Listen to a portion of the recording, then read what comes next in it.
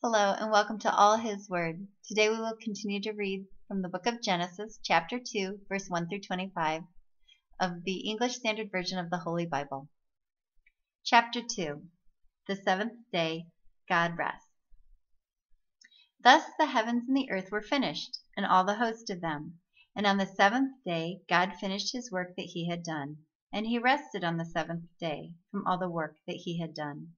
So God blessed the seventh day and made it holy, because on it God rested from all the work that he had done in creation.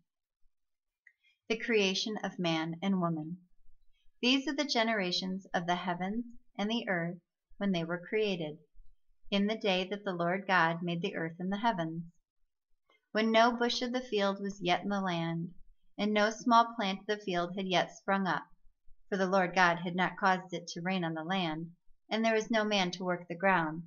And a mist was going up from the land, and was watering the whole face of the ground. Then the Lord God formed the man of the dust from the ground, and breathed into his nostrils the breath of life, and the man became a living creature. And the Lord God planted a garden in Eden in the east, and there he put the man whom he had formed. And out of the ground the Lord God made to spring up every tree that is pleasant to the sight and good for food. The tree of life was in the midst of the garden, and the tree of the knowledge of good and evil. A river flowed out of Eden to water the garden, and there it divided and became 4 rivers. The name of the first is the Pishon.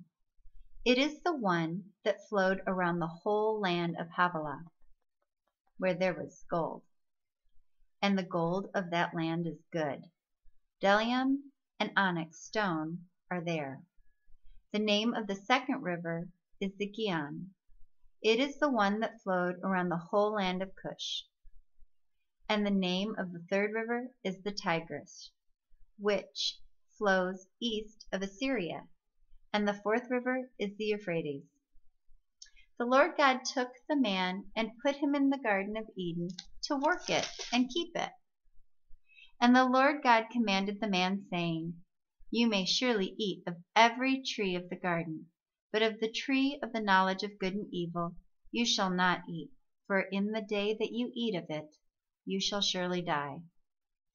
Then the Lord God said, It is not good that the man should be alone. I will make him a helper fit for him.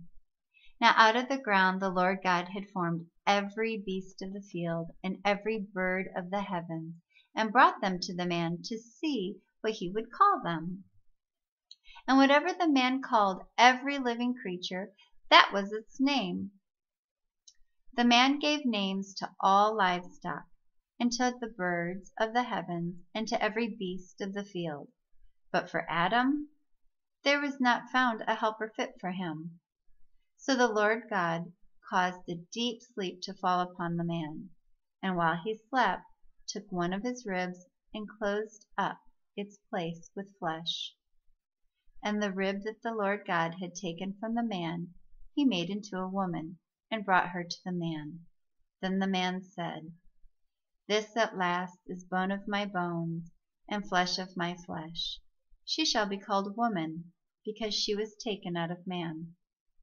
Therefore a man shall leave his father and his mother, and hold fast to his wife, and they shall become one flesh. And the man and his wife were both naked, and were not ashamed.